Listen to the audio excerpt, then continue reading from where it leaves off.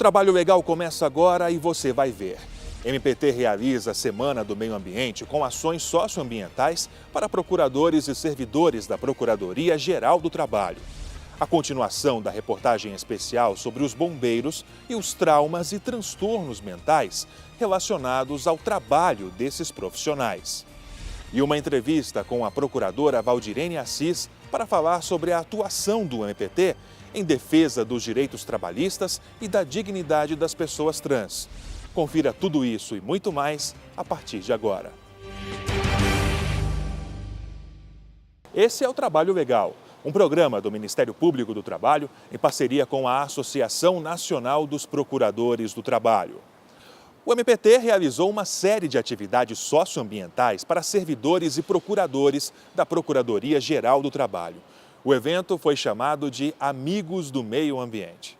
Uma estante itinerante usada para a troca de livros doados, papel que ia para o lixo transformado em blocos novinhos e orientações de como fazer coleta seletiva solidária. Foi assim que o evento Amigos do Meio Ambiente recebeu os procuradores e servidores do MPT para conhecerem práticas diárias de sustentabilidade e educação socioambiental.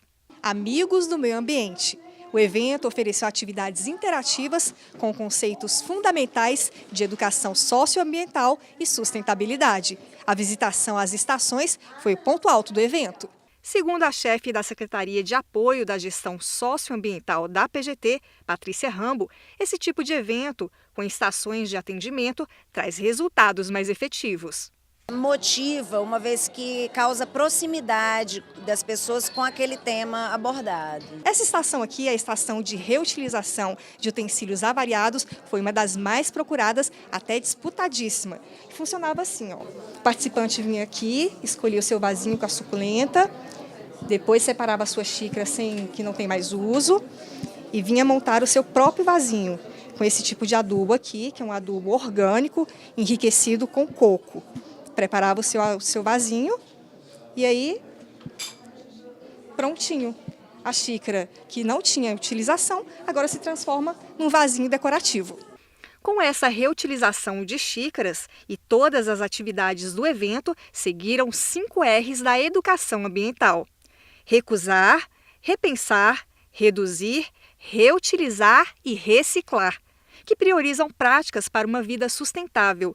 O procurador-geral do MPT, Ronaldo Fleury, também passou pelas estações do evento e literalmente vestiu a camisa Amigos do Meio Ambiente.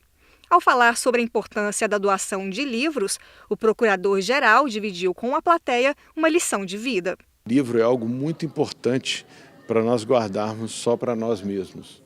Nós temos que partilhar essa oportunidade de conhecimento. Segundo a presidente da Comissão da Gestão Socioambiental da PGT, que idealizou o projeto, Ivana Auxiliadora Santos, o MPT já realiza boas práticas com o gerenciamento de resíduos sólidos. Para ela, o programa Amigos do Meio Ambiente estabelece objetivos e diretrizes institucionais e, principalmente, a educação individual. O mais importante é que a pessoa tenha esse conhecimento real do que é o reaproveitamento, de como você pode contribuir com o meio ambiente, com essa cultura socioambiental. O Dia do Bombeiro é comemorado no mês de julho e na semana passada exibimos uma reportagem especial sobre esses profissionais. Hoje vamos continuar mostrando a pressão e os riscos desse tipo de trabalho.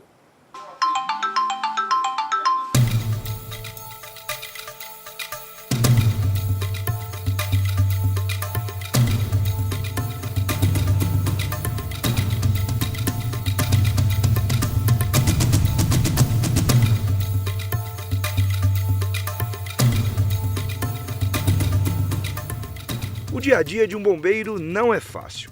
Eles trabalham para salvar vidas e encaram uma rotina de muita pressão. A atividade de bombeiro militar é uma atividade de risco.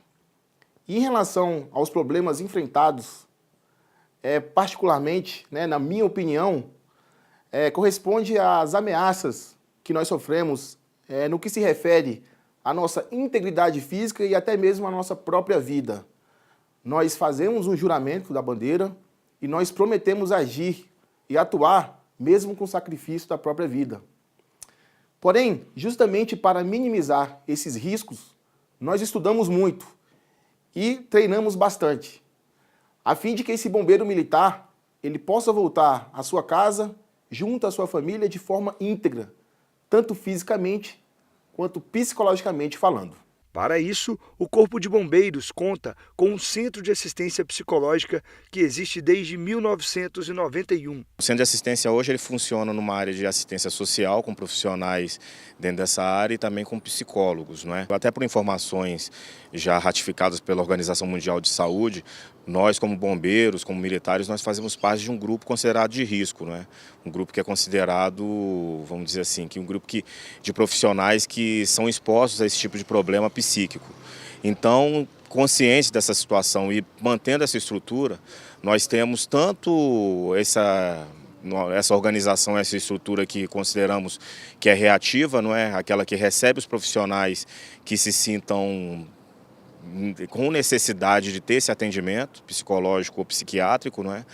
E também não abrimos mão de jeito nenhum, desde sempre, e tentando inclusive aprimorar essa questão na parte proativa, na questão preventiva, não é? O procurador do MPT, Augusto Grieco, conhece bem as dificuldades da profissão.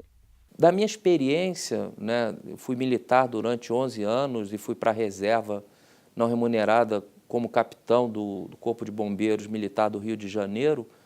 O Corpo de Bombeiros sempre se preocupou com aspectos da rigidez física e psicológica dos seus militares. O Corpo de Bombeiros ele avança para um incêndio ou para enfrentar aquela situação de emergência quando as outras pessoas estão fugindo dela, né? Então, isso faz com que a atividade do Corpo de Bombeiros seja uma atividade diferenciada, uma atividade de constante risco, né? O meio ambiente em que ele vai se colocar é um meio ambiente adverso, né? É um meio ambiente com agentes nocivos, agentes químicos, agentes biológicos, né? Vai ter temperaturas excessivas, vai estar exposto, às vezes, a pressões, né, intensas, como atividade de mergulho.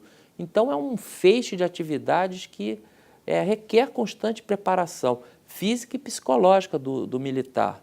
Em dezembro do ano passado, um segundo sargento do Corpo de Bombeiros, de 44 anos, pegou uma viatura no grupamento de Ceilândia, sem autorização, e dirigiu rumo ao plano piloto, com a intenção de invadir o Congresso. Mais de 10 viaturas da polícia foram usadas para tentar parar o caminhão. E só foi possível depois que os policiais atiraram nos pneus do veículo, que parou a alguns metros da Praça dos Três Poderes. Apesar do treinamento inicial ser muito bom e haver uma reciclagem constante, o apoio psicológico ele não é diário. O bombeiro ele tem a prestação de serviço psicológico, psiquiátrico para eles disponível, isso a corporação fornece, mas não há um controle do dia a dia.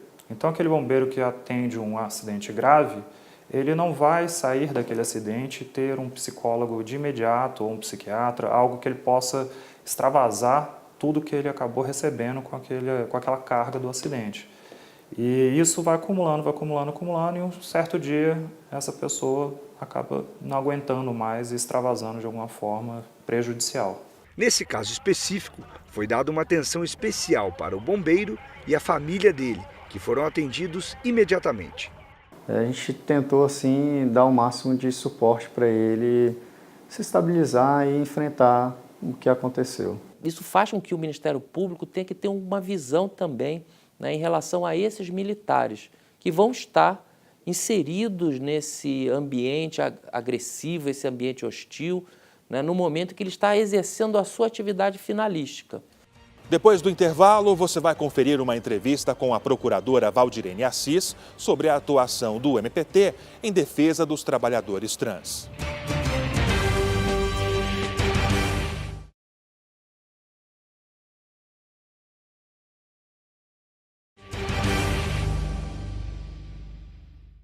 Vamos ver agora como foi o primeiro workshop e-social realizado pelo Ministério Público do Trabalho. Auditório lotado para o primeiro workshop E-Social, o treinamento do novo sistema desenvolvido pelo governo federal para o envio de informações de empregadores, atraiu a atenção de milhares de integrantes de órgãos públicos em todo o país.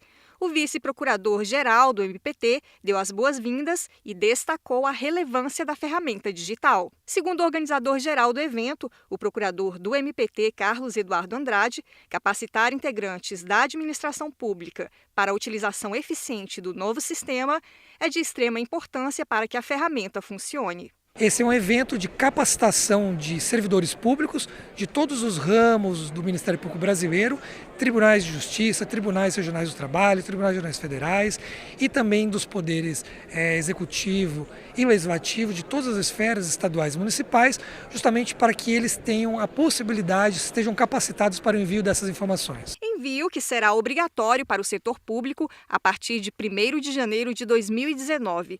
O sistema de escrituração digital das obrigações fiscais, previdenciárias e trabalhistas, o E-Social, é um projeto do governo federal que unifica o envio de informações pelos empregadores, entre eles órgãos públicos. Isso significa soluções e melhorias dos sistemas de informações para trabalhadores e servidores, já que tem uma abrangência que reúne todas as relações de trabalho e emprego. Com impacto sobre mais de 40 milhões de trabalhadores, o E-Social provocará uma mudança de cultura que requer adaptações de métodos e processos nas prestações dos serviços públicos digitais. Segundo o servidor público da Justiça do Trabalho, Rômulo Borges, que também participou da estruturação do E-Social, mais de 600 integrantes da administração pública compareceram ao workshop e estima-se que outras 80 mil pessoas acompanharam a transmissão do evento pela internet. Assistindo, uns sobre saúde e segurança do trabalho, outros sobre TI, outros sobre folha de pagamento. Então, assim, a gente é o 6º evento que a gente faz, né? Já tivemos eventos sempre para 600, 700 pessoas, mas a transmissão ao vivo é a primeira vez. Nós conversamos com o secretário de Tecnologia da Informação e Comunicação do Tribunal Superior do Trabalho, Humberto Aires, sobre o programa usado no E-Social e a importância desse novo sistema. Vamos conferir. O código-fonte, na verdade, são as rotinas, de busca de dados e de transmissão de dados do E-Social referente à Justiça do Trabalho para a Receita Federal. Coube ao TST o desenvolvimento de uma camada intermediária que coleta os dados dos 25 tribunais da Justiça do Trabalho e faz a remessa para a Receita Federal e faz essa coleta. Ou seja, todos os órgãos da Administração Pública Federal têm a necessidade de fazer esse modo intermediário, um conector que vai fazer a busca de informações em todos os seus sistemas originários. E a intenção da gente compartilhar os fontes do E-Social é para colaborar com os órgãos da Administração Pública Federal, evitando que esse trabalho seja feito inúmeras vezes. O papo agora é sobre a discriminação e o preconceito que afetam os direitos trabalhistas das pessoas trans e a atuação do MPT para dar vez e voz a quem vive à margem da sociedade. Vamos direto ao nosso estúdio. Olá! A inclusão de pessoas trans no mercado de trabalho é o assunto da nossa entrevista de hoje. E para falar sobre o tema, está aqui ao meu lado a Coordenadora Nacional de Promoção da Igualdade, a Cor de Igualdade do MPT, Procuradora Valdirene Assis. Seja muito bem-vinda. Muito obrigada. A empregabilidade trans é uma das bandeiras da Cor de Igualdade por meio do projeto Cozinha e Voz. Você vai ver agora mais informações. O projeto de empregabilidade para pessoas trans Cozinha e Voz formou a primeira turma no ano passado e a segunda já em 2018 em São Paulo. O grupo, formado por travestis, homens e mulheres transexuais, recebeu o certificado de assistente de cozinha e 70% deles já conseguiu a esperada inclusão no mercado de trabalho. As aulas foram ministradas pela chefe Paola Carosella, na parte da oficina culinária, e pela atriz Elisa Lucinda, que com a poesia deu mais força à voz dessas pessoas. E hoje, com um curso desse, rico em informação, em tudo, para nós é muito importante. Tem que ter mais. Tem que tirar todas essas meninas que estão na rua agora dormindo e fazer um curso desse para arrumar em trabalho. A gente precisa de trabalho. A iniciativa é uma parceria do Ministério Público do Trabalho juntamente com a OIT, a Organização Internacional do Trabalho. O projeto já está na 3ª edição e será expandido para outros lugares do Brasil. Procuradora, como surgiu esse projeto? Bom, é uma iniciativa do Ministério Público do Trabalho e da Organização Internacional do Trabalho de uma constatação que a gente faz da dificuldade que as pessoas trans têm de se incluir no mercado de trabalho. E se somou a esse trabalho nosso a Paula Carosella, que é uma chefe de cozinha renomada e que responde pela coordenação do curso de cozinha e a parte de voz, de expressão oral, é de responsabilidade da Elisa Lucinda, a atriz. E como foi desenvolver o projeto? Como foi a receptividade? Olha, foi um desafio no início, porque para todos nós era algo inédito, é algo novo, é um trabalho novo para as alunas e alunos e para nós, a equipe do projeto.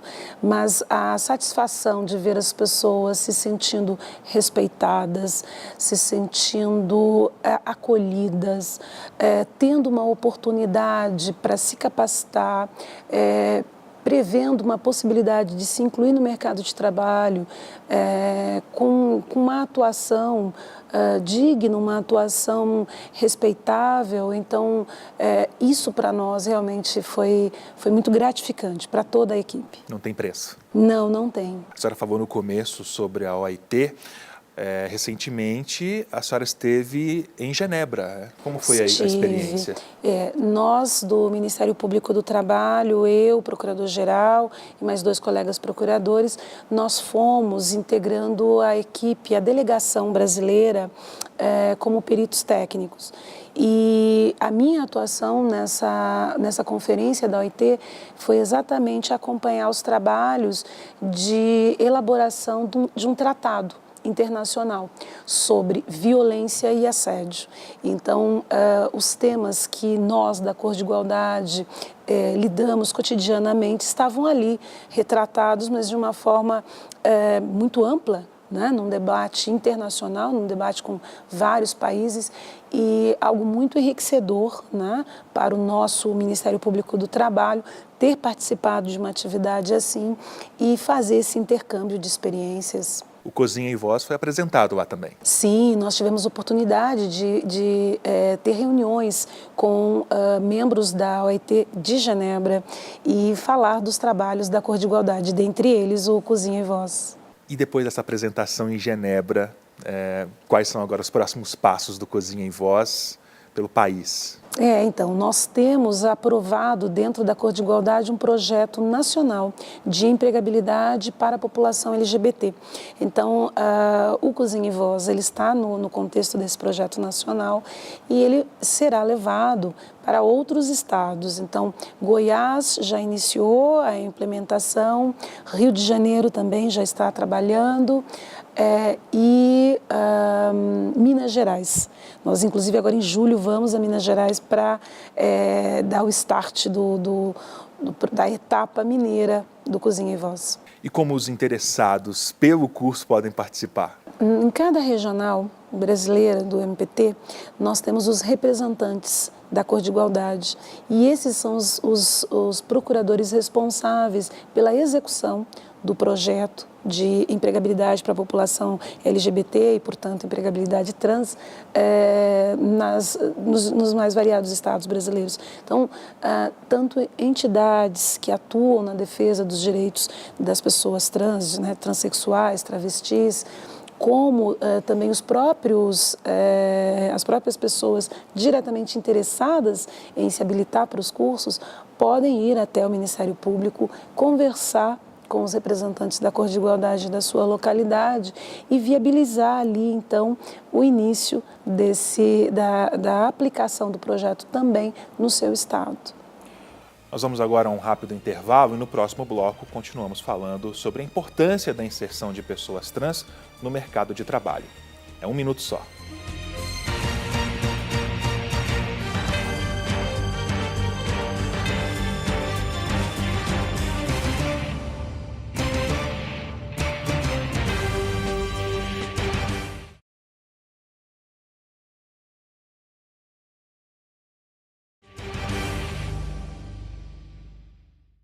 Estamos de volta e o assunto hoje é a inclusão de pessoas trans no mercado de trabalho. A nossa convidada é a Procuradora do Trabalho, Valdirene Assis, que está aqui ao meu lado, coordenadora nacional de promoção da igualdade, a Cor de Igualdade do MPT. Procuradora, vamos ver agora algumas tristes estatísticas que motivaram o MPT a desempenhar ações nesta área. Vamos acompanhar. Dados de organizações da sociedade civil mostram que o Brasil é o primeiro no ranking dos países que mais matam travestis, transexuais e pessoas trans. A cada 27 horas, uma pessoa é assassinada no território nacional por conta da orientação sexual.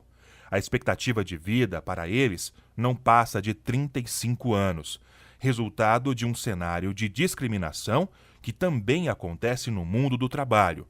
Nos últimos 5 anos, o MPT recebeu pelo menos 317 denúncias de discriminação no trabalho motivadas pela orientação sexual. Por falta de oportunidades, 90% dessas pessoas acabam vivendo unicamente da prostituição. Agora, Procuradora, por que é importante mudar essa realidade? Então, nós observamos para essa população que desde a infância a inclusão social é muito difícil.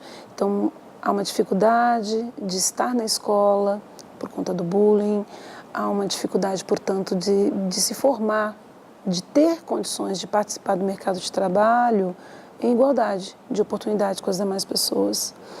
Então, nós fizemos o Cozinha e Voz pensando nesse grupo de pessoas que estão numa situação mais vulnerável e que têm, de fato, uma enorme dificuldade de se incluir no mercado formal. Mas, além desse trabalho, a população trans ela é muito diversa, né? E existem outras pessoas que também sofrem discriminação, que são trans, mas elas estão numa situação de escolaridade melhor. Então, um projeto que é muito pensado para esse público é o Transformação, que nós apoiamos no Distrito Federal e que é realizado pela ONU, pela Organização das Nações Unidas. Nesse projeto, nós fazemos a capacitação de homens e mulheres trans, transexuais e travestis, para que possam ser lideranças de movimentos sociais. Uma das barreiras enfrentadas pelos transexuais é relacionada ao uso do nome social, né? O MPT foi pioneiro ao permitir o uso do nome social dentro da Procuradoria-Geral do Trabalho, né? Exatamente.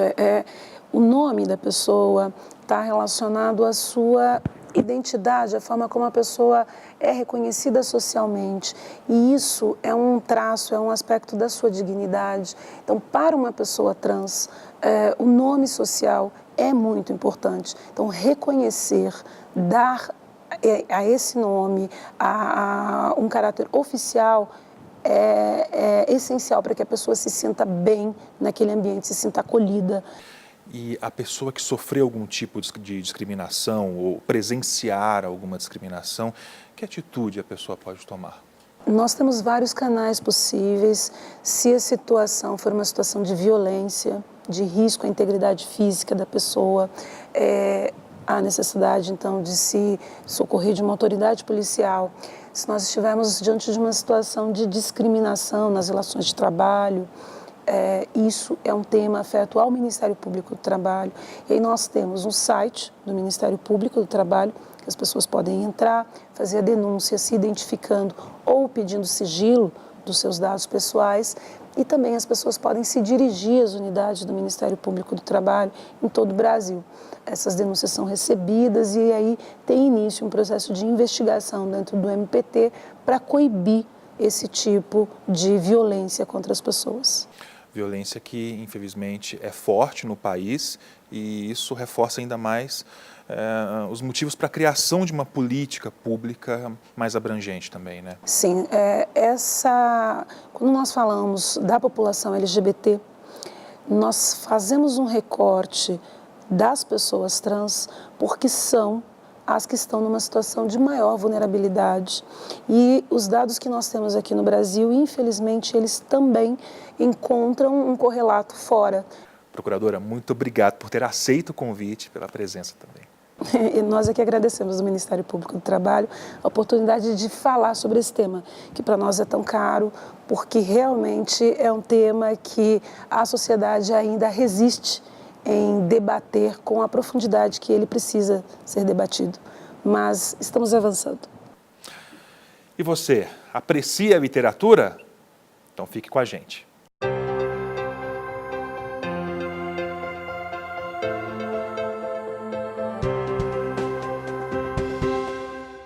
Olá, voltamos com mais um MPT Indica. E no MPT Indica de hoje, você vai conhecer o conteúdo do artigo A Independência Funcional e o Princípio da Unidade, escrito pelo subprocurador-geral do MPT, Rogério Rodrigues Fernandes Filho. Uma análise sobre a estrutura e a independência do MPT, que ele compara um adolescente em pleno crescimento. Confira. Este é um retrato e este é um adolescente. E como eu vejo esse adolescente? Vejo que esse adolescente, ele cresceu na direção certa. O subprocurador-geral explica que antes da criação das primeiras coordenadorias, a partir de 2002, a estrutura do MPT não comportava as novas atuações da instituição. Enormes atividades e atribuições que nós fomos adquirindo, cada vez mais foi se criando a necessidade de que houvesse outras estruturas. Hoje nós temos 8 coordenadorias. Para ele, as coordenadorias fortalecem a unidade e também garantem à instituição uma atuação autônoma e internamente protegida. Mas o subprocurador ressalta que a independência do MPT também pressupõe a coesão. Deve procurar consenso. E por que procurar consenso? Porque se ele é um órgão indutor de condutas, ele precisa ter uma conduta a ser oferecida para a sociedade. Essas coordenadorias foram consolidando e galvanizando a unidade necessária para que o Ministério Público pudesse servir de parâmetro para a sociedade. Rogério Fernandes considera que a reforma trabalhista tornou ainda mais importante o valor da unidade para o MPT. E se não houvesse essa unidade, já consolidando-se nós vamos fazer 30 anos de Ministério Público do Trabalho agora como ramo, o ataque seria ainda muito mais violento do que acabou sendo ou está sendo agora. Vale lembrar que essa e outras obras escritas por membros do Ministério Público estão disponíveis nas redes de bibliotecas do MPT. Até o próximo MPT Indica. O programa de hoje vai ficando por aqui, mas lembro que a sua contribuição é sempre muito importante para a gente. Por isso, sugestões de reportagens são mais que bem-vindas no trabalholegal.pautas@gmail.com. Outras informações sobre o Ministério Público do Trabalho você encontra em www.npt.mp.br e também em nossas redes sociais. Obrigado pela companhia e até semana que vem.